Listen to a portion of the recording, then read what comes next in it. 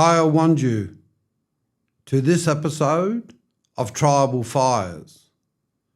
This episode is titled Close to the Edge.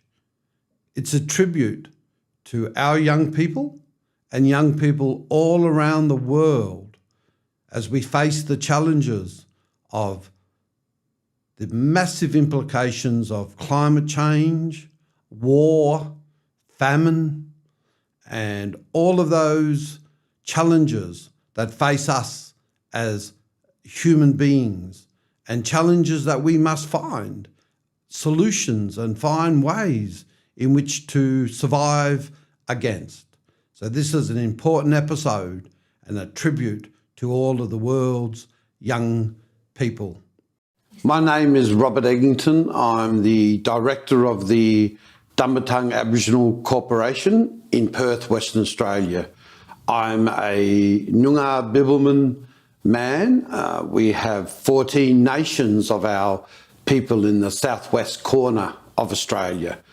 And I've been director of the Dumbartung Aboriginal Corporation now for over 34 years. I've worked in the coalface of the Aboriginal community for 42 years, meaning that my work has always been through community-based Aboriginal corporations. I've never worked for a government department or a non-government organisation or in the private sector. So it's always been under Aboriginal self-determination and in the coalface, representing primarily the silenced and the oppressed voice of our people on many, many issues. And Dumbartung has fortunately had an open agenda over those years, both based on cultural and political issues. And we have had a major role in the truth-telling of the history of this country regarding Aboriginal people. And over the 34 years of that particular role, Dumbartung's been quite iconic and has travelled the world and featured in different documentaries made by people like John Pilger, titled Utopia. We have many of our own presentations, but we've told that story as deep and as truthful as it can be told. We don't, we don't superficially tell that truth. We don't, tell it in a way in which it's softened for, non-Aboriginal people to understand. So, as you could imagine, that has led this organisation into becoming extremely, at times, ostracised and defunded. There's been many government attempts to silence the voice of Dumbartung. However, I believe our spiritual and our cultural energies and our will to endure has been our strengths to continue this very need to allow the world to know about the hidden history in which this country has managed to be able to render null and void to the rest of the world in relationship to their knowledge. Around the world, there is very little known about the history of Australia. Australia has been colonised for 240 years. Even less is known about the Indigenous people, the Aboriginal people of this country. There were over 368 distinctive, separate Aboriginal nations that existed on this landmass, each with varying different languages and customs. This history and what happened to our people through a forced occupation of genocide needs to be taken out into the world and for the world to understand just what type of secret war existed in this country and has done for that period of time, as the government have very, very cunningly but precisely hidden those truths. So Dumbartung has had a major role in bringing out the truths, and those truths have been based on horrendous processes of colonialism. You know, the British Empire arrived here some 240 years ago.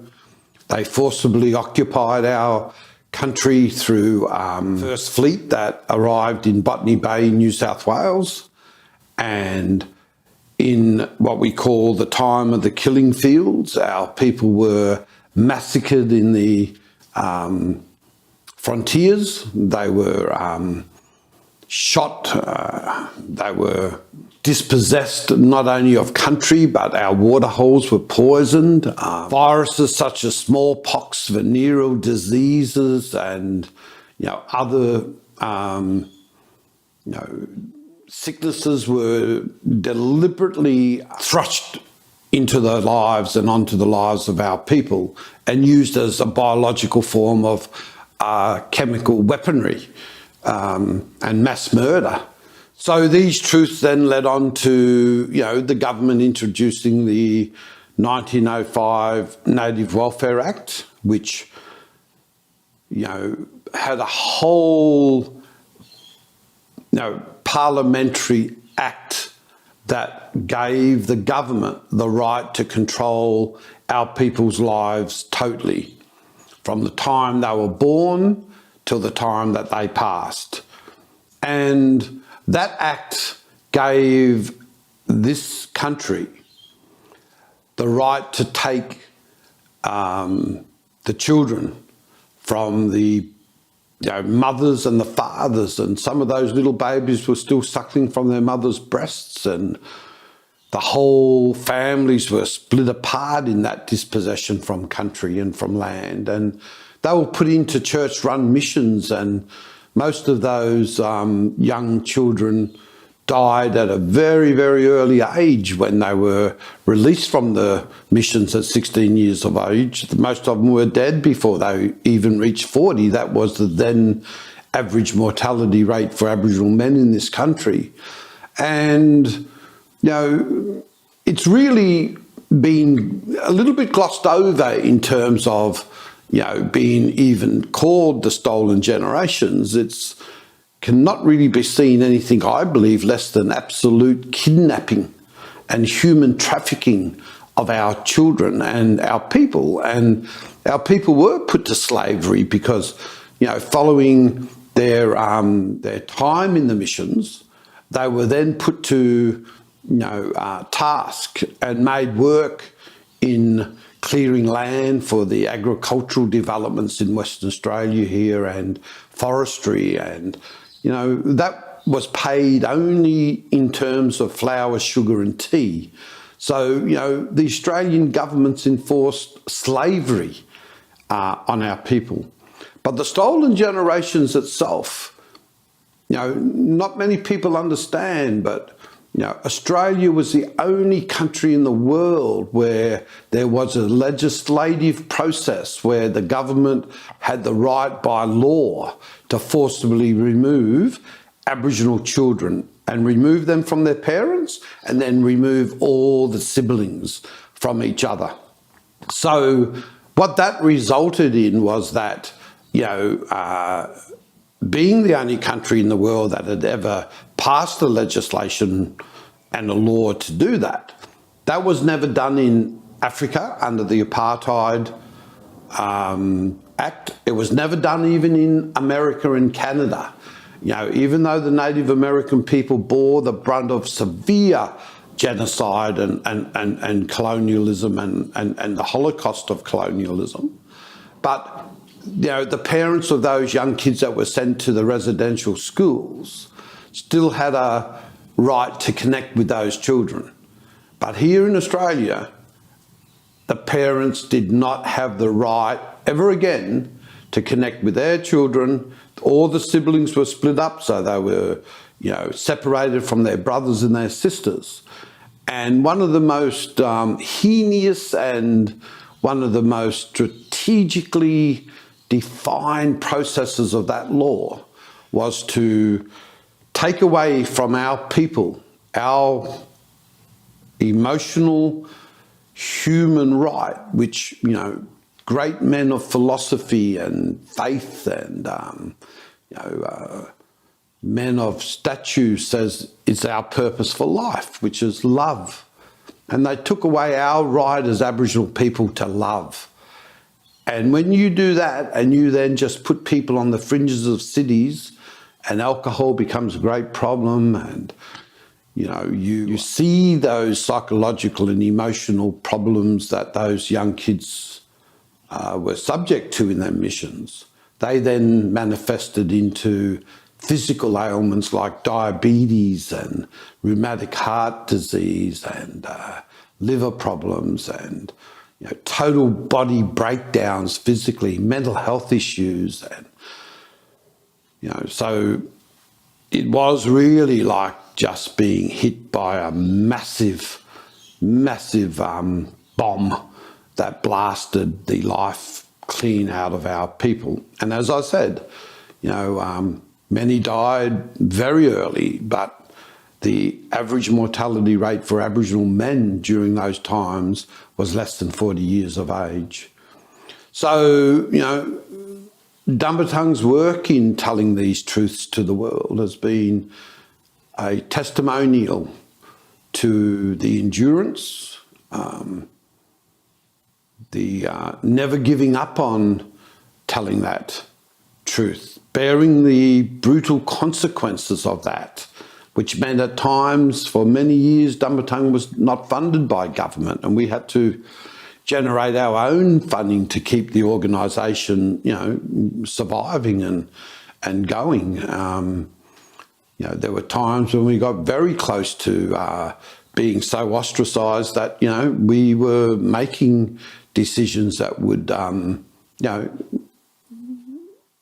close the organisation because of the fact of that threat. Australia is a country that, has many threats to its own fabrication of its social structures through multiculturalism. And, we hear of the brutal policies of Australian governments when it comes to the refugee problems around the world. And, there is a lot of racism in Australia regarding the plight of the refugees, and they weren't permitted direct entry. They had created Christmas Island and other offshore detention centres, and then obviously tried to define the problems in Indonesia with what they called the so-called boat people. Prime ministers lied about what and how these populations were getting into the country, and going as far as saying that mothers and fathers were throwing their young children overboard on the boat so that the Australian naval vessels would rescue them and bring them into the mainlands. And that was all lies and deceit to gain political popularity for a vote, cheap vote. But the biggest threat to this country was and always will be the Aboriginal threat in terms of the right of who owns this country, who owns this land. We as Aboriginal people, we know that our not just traditional ownership, but our current present day ownership of this land is our birthright from the time in which our people began, evolving in Australia, and our people believe that is from the beginning of time, not 40 or 50,000 or 80,000 years ago. And that, the biggest threat to the Australian social and political fabrication is our right to land, our land rights. Not native title or not, how they may water it down and turn our land into a capitalistic commodity. for sale and then have the policies of native title govern that. It's about the right of the fact that this land is stolen.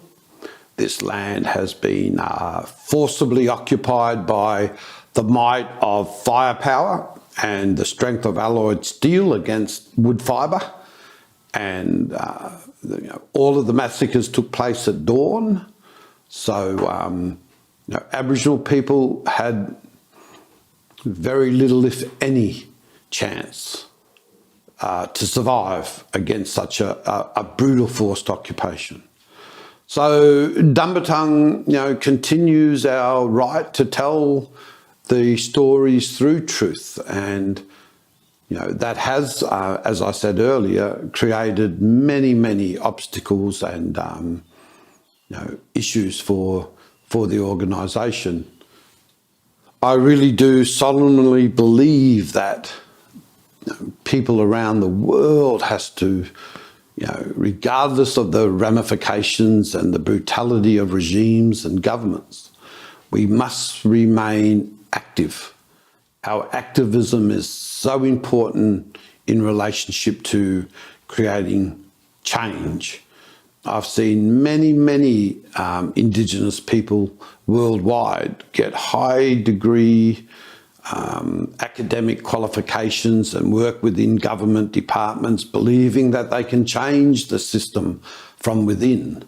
However, I always have said to our people that you either stand with the oppressor or the oppressed. There is no sweet middle ground of compromise. And activism and being strong and determined, not necessarily violent activism, but certainly very cleverly thought through processes of the human rights of what we're fighting for, should be our weapons to move forward. And activism, I think,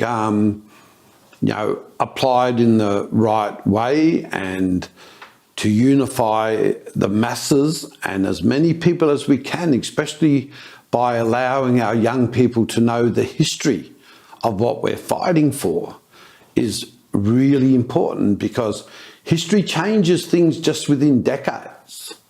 And it is hard for young people today to understand what even happened in the 70s, 80s and the 90s, other than going back any further than that, in which they, in many ways rely on texts and, archives, but, the spoken word, the verbal stories and the stories that are told throughout the generations really are our weapons and our connection to our homelands. And I'm sure that, people to whom fight actively and pursue to put pressure on government for change are fighting whilst their feet are still on their land. Because land and our link to land and what's happened as a result of our link to land, be it either through war or through political decisions, or impoverishment. It's all about how our human rights are met on our own homelands.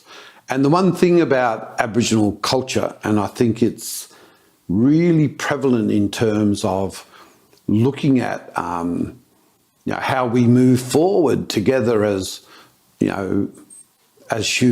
humanity should move forward, is that we don't look for alternatives to empower the systems that just create the status quo. I think that replacing coal and, I am a climate change advocate as well, but I do know that it's not what we burn and what we generate power from that is really the problem. That's what the politicians want you to believe is the problem. The problem lies within the value systems of this world, where people have become so greedy, become so self-centered on their own needs. They no longer care for their brother or their sister that is standing or sitting beside them, And that greed that puts them into a position of the acquirement of materialistic possessions. And that form of greed was never part of the Aboriginal value system. Our life, our old people's life, was never ever about materialistic possessions. And our old people never knew of war as a result of that. There was no war in this country ever, anywhere. And, you know, you had problems amongst different tribes, of course, but it wasn't war to take over other people's country by destroying their history and or their, representation of their history's objects. And it is one of the greatest values, I think, that, the Western world needs to learn if it's going to change its value and survive on this planet any longer, that, war, famine, and, where all the extinction of all these different animal species, and you can see the results of that now through what people fear is the beginning of the signs of climate change. In our culture, we have the answers to changing that around. But people have got to understand, by doing that, you must release your privilege of wealth that you can only gain from tearing the heart of our mother out, which is the Mother Earth. And whilst we damage the earth to such a degree to maintain this life of privilege in the Western world, you can never, ever be assured that this earth, our mother, will sustain and nurture life forever, because it's a living entity. The earth has all its flora, its trees, its animal life other than that of man, that it's all alive. She's alive. And it's not a dead entity like a lot of Western people see. And another major value system that comes from that perspective and point is the fact that, we don't ever believe that, we can own the earth. The earth owns us. What right has man got to think that he can, purchase land, purchase the earth and the water? And, what right do these huge industrialists have of just going in willfully and blowing up ancient cultural sites? So my message to young people all around this world that have suffered, particularly through war, and where that trauma of that war evolves into generations, like ingrained trauma. Our young people must understand first and foremost the history of why that is, one part of their life and history that haunts them. And they've got to find that truth their way, because there's not many governments in this world, nor political influences, or even church-based groups that are ever going to tell our young people the truth. They must find that from the storytellers. As the government have very, very cunningly, but precisely hidden those truths. The war can be seen as a form of genocide.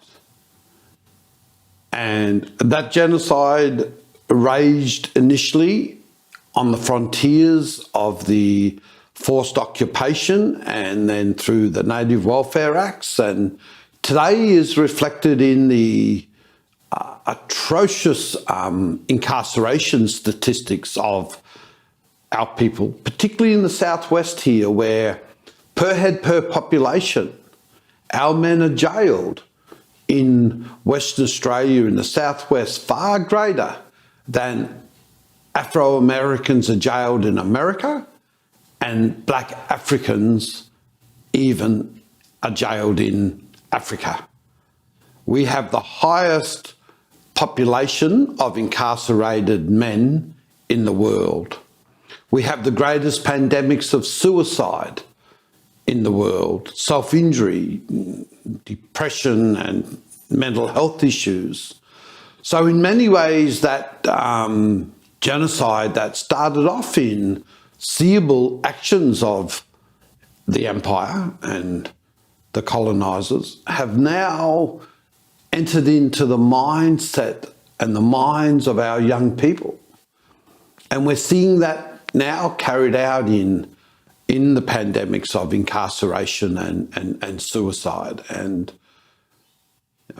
it becomes near a spiritual warfare between us as Aboriginal people and the forced indoctrination of other forms of religion and belief systems. In the 1950s in this country, the British Empire ordered, beyond many Australians rejecting the tests, they tested the atomic bombs in two major locations that affected our people, the great Wongai peoples of the central and the western desert block, the Pitjantjatjara and the Ngarrindjatjara peoples. And they didn't even clear the people, the majority of the people from the area in which lived in and around a place called Maralinga. And Maralinga was where the main atomic bombs were tested of the British. And to this very day, all these generations later, to this very day, people are still being born with little clefts in their mouth and claw-like hands and fingers deformed and arms, and the ongoing atrocities of these tests without properly removing a whole population of human beings from that test area. Our people still suffer in those desert regions and cannot go back to their homelands to this very day because of the contamination of radiation that is embedded into the soils of their tribal grounds. Another area was in the Montebello's island off the west coast of Western Australia, and the winds, of course, blew massive amounts of poisons and radiation into and onto the mainlands that settled in amongst many Aboriginal groups in the northwest, and they suffered these atrocities. So just in the testing of the apparatus, if you like, and the bombs of war, people were not just basically suffering in the sense of loss of life, but intergenerational deformities, and it's an incredible disgrace on an indictment on the human rights of this country that those people that were and lived in those desert areas were never ever compensated, nor ever even given an apology for what the British government had done to them.